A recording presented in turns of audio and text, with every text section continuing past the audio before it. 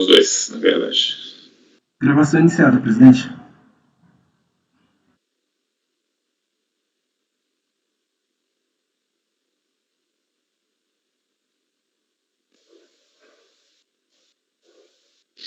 Ok, boa tarde mais uma vez. Estamos aqui no dia 9 de junho de 2021 e estamos na sequência da pauta, apreciando processos que estavam, teve a publicação da pauta para amanhã, mas como já a gente está antecipando, com base na portaria que rege sessões virtuais, dada essa possibilidade, já terminamos a pauta, né, da manhã. Já explicou isso no vídeo anterior, mas estou só recapitulando. A gente conseguiu antecipar a pauta da tarde, a gente terminou a tarde toda programada para o dia de hoje, então estamos fazendo alguns processos já da manhã de amanhã. Fizemos 99 e 100 para uma gravação anterior, e agora vamos fazer para encerrar essa parte da gravação, o 101, tá? Que é a relatoria da doutora Sônia, e o contribuinte é a Quality Serviços Limitada. Sônia, por favor. Presidente. Boa tarde. Só um segundo o Mário quer se pronunciar. Mário, por favor. A conselheira Sara, será que eu não estou vendo ela? Você não está vendo a Sara? Eu estou aqui. Mas estava... tá aí? Acho que é igual ontem, eu não estava vendo o doutor Virgílio. Eu vejo todos. Eu também vejo todos. Eu vejo todos também. Eu não estou vendo, mas tudo bem, tá. Tá bom. Bom, vamos prosseguir. Se continuar qualquer coisa, você me fala. Continuar com problema. Mas a doutora Sônia, você está conseguindo ouvir perfeitamente, né? Estou conseguindo ouvir e ver todo mundo agora. Ok. Boa tarde. Vamos prosseguir, então, doutora Sônia, por favor, com a palavra. Boa tarde a todos. Boa tarde, presidente. Esse é o processo da Quality.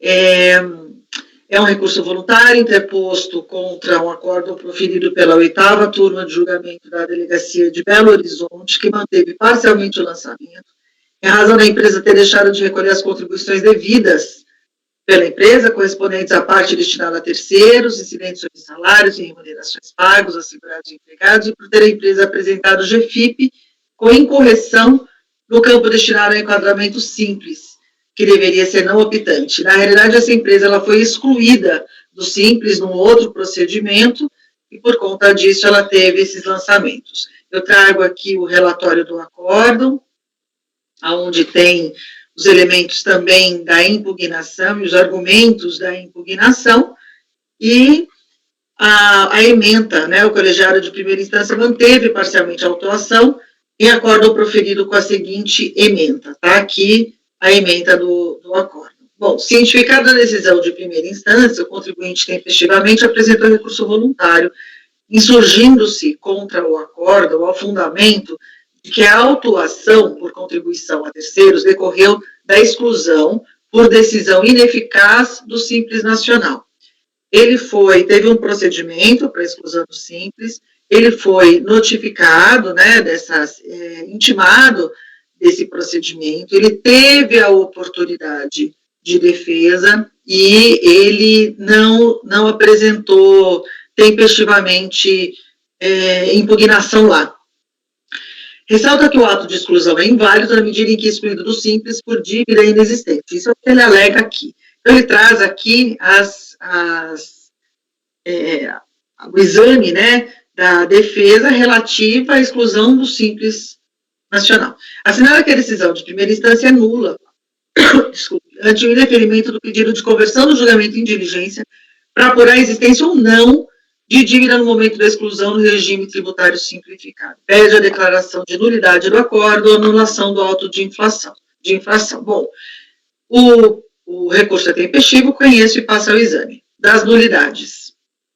Então, eu vou analisar sobre a ótica da necessidade do prejuízo, sobre a ótica da ausência de ofensa ao contraditória, ampla defesa antes da impugnação, e aí vou analisar especificamente a nulidade do acórdão, que é a alegação dele, né? Ele fala que a nulidade do acórdão, ela decorre do pedido dele de determinação de provas, de diligências da impugnação, do indeferimento desse pedido, né? E por isso ele requer a declaração de nulidade da decisão do colegiado de primeira instância. Então, vamos ver a fundamentação do indeferimento. A empresa Quality Serviços foi excluída do Simples Nacional por intermédio do ato declaratório executivo, com efeitos da exclusão a partir de 1999. Neste processo, 13.603, 72, 14, 59, nesse processo aqui, está faltando um hífen depois de 2012.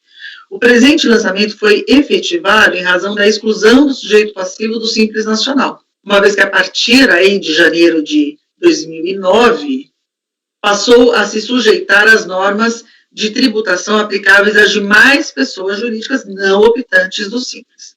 Em pesquisa realizada nos sistemas informatizados da Receita Federal, verificou-se que a empresa apresentou manifestação de inconformidade contra o ato declaratório que excluiu o Simples Nacional nos autos desse processo. Tal manifestação...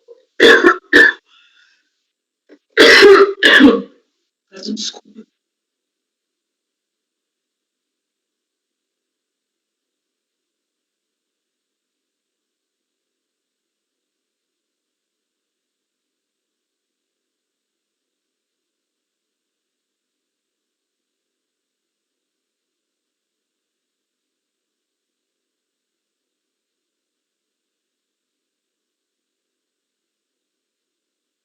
Peço desculpas mais uma vez.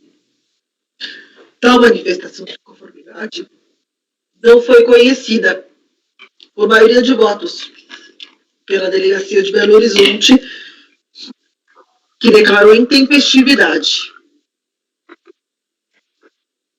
E a emenda ficou assim, transcrita.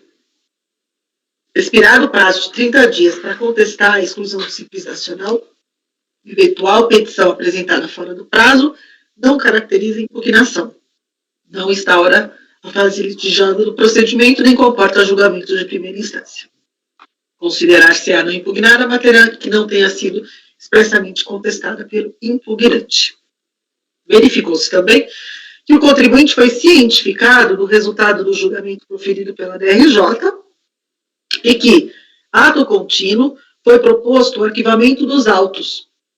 O processo encontra-se atualmente lá na DRF de Contagem. Saliente-se que não consta dos sistemas informatizados que o contribuinte tenha apresentado recurso ao CARF, contra a decisão exarada pela DRJ em Belo Horizonte, desse processo do Simples Nacional.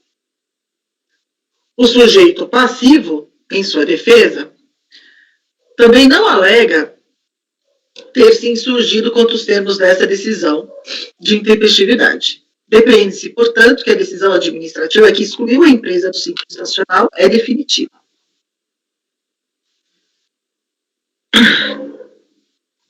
Desculpe, gente. E aí continua aqui, né? Por sua vez, a autoridade administrativa competente, por exercer atividade vinculada com o fulcro no artigo 142, tem o dever de proceder ao lançamento das contribuições, caso a empresa não efetue o seu recolhimento. No presente caso, estou comprovado que a empresa não estava incluída no Simples Nacional. Neste período, portanto, a empresa fica sujeita às normas de tributação aplicáveis às demais pessoas jurídicas não optantes do regime simplificado de tributação. Em que pese os esforços despendidos pelo sujeito passivo, antes ele fala aqui em sua defesa, o contribuinte sustenta em síntese que não houve coisa julgada material com relação à sua exclusão do Simples, pois não foi analisado o mérito da manifestação de inconformidade por ele interposta contra o ato declaratório. Por tal motivo, defende que haveria a possibilidade de se discutir na oportunidade as razões fáticas que ensejaram a exclusão do Simples. Então, ele quer trazer para este processo a discussão que deveria ter sido levada ao processo de exclusão do Simples. Em que pese os esforços despendidos pelo sujeito passivo, a tese de defesa não deve ser acatada, assim como o pedido do contribuinte para converter o julgamento em diligência. Isso porque, tal como já ressaltado, não há possibilidade de se discutir nos autos do presente processo o mérito da decisão administrativa que excluiu o contribuinte do Simples Nacional. Uma vez que as questões envolvendo este assunto devem e deveriam ter sido tratadas exclusivamente no âmbito do outro processo administrativo. E aí, sob a minha ótica e ao meu voto, correta a fundamentação do acórdão recorrido.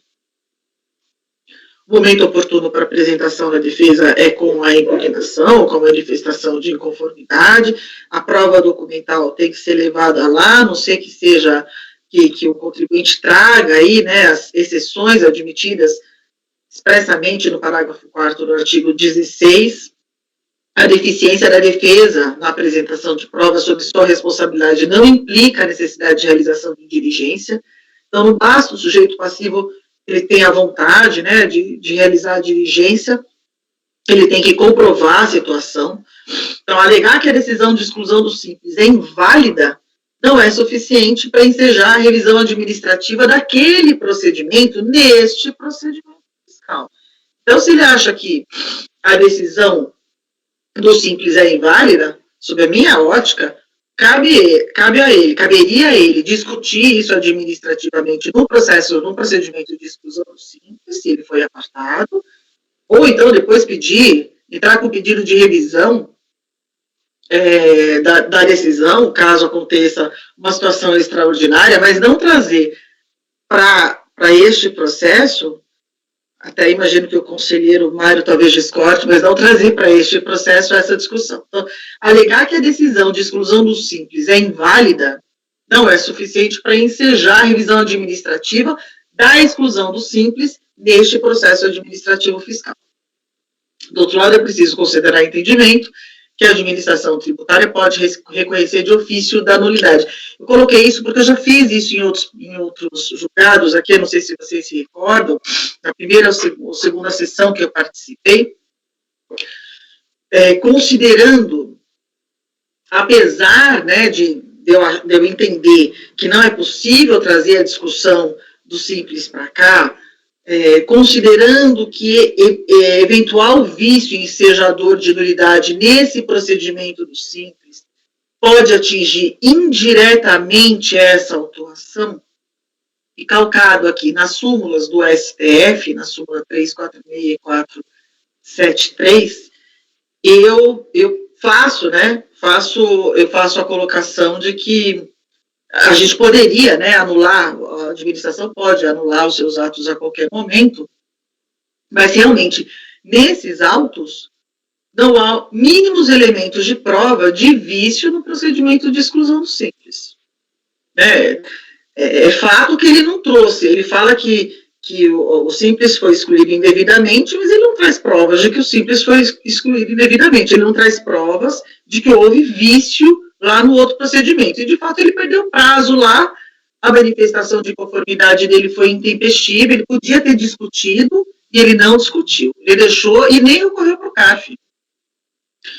Então, eu digo, né, que o decreto PAF, ele fulmina com nulidade do lançamento, os atos de termos lavrados por pessoa incompetente, despachos, né, o recorrente foi concedido prazo à defesa, constata-se que o recorrente deixou transcorrer prazo sem apresentar inconformismo, antes da defesa não tem contraditório o direito à ampla defesa, né? Foram observados os ditames legais, não comprovado vício ensejador de nulidade no procedimento preliminar de exclusão do simples, afasta-se a alegação da peça recursal. E eu ressalto, que a alegação dessa nulidade, ela não alcança o lançamento diretamente, ela alcança de forma indireta. Eu já tinha colocado isso em outros julgados que nós julgamos aqui. Eu realmente entendo que, nesse sentido, é só por via indireta, né, na medida em que é uma questão preliminar, ela não diz respeito diretamente ao crédito tributário, propriamente dito, mas caso acolhido esse argumento, o lançamento deveria ser cancelado por falta de fundamentação. Então, eu digo aqui que o indeferimento da solicitação foi corretamente e bem fundamentado, não existe elemento ensejador de cerceamento de defesa. Nesse sentido, inexistindo aqui atos que demonstrem o cerceamento à defesa, o prejuízo à defesa, não se fala em nulidade, e por esse exposto, eu voto por negar provimento ao recurso. É como eu voto. Ok, obrigado, Sônia. Colegas, esclarecimentos, manifestações. Está aberto o debate.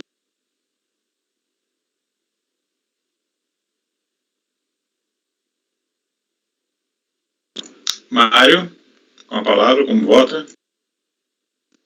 Obrigado, presidente. Bem encaminhado, eu acompanho a relatora. Eu acompanho a relatora.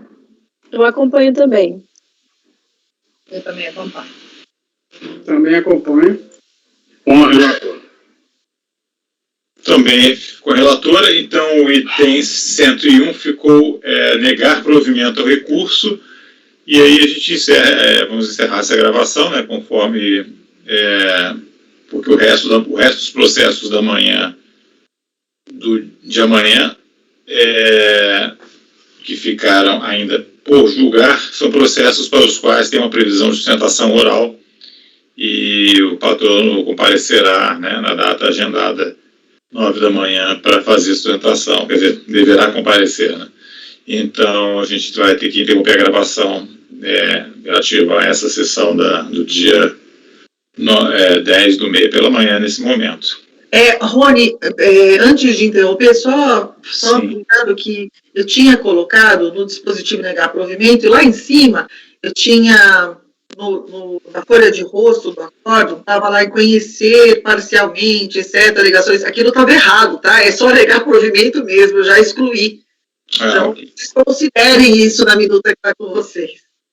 Tá bom, obrigado pela observação. Eu peço então para o Marco interromper a gravação, por favor.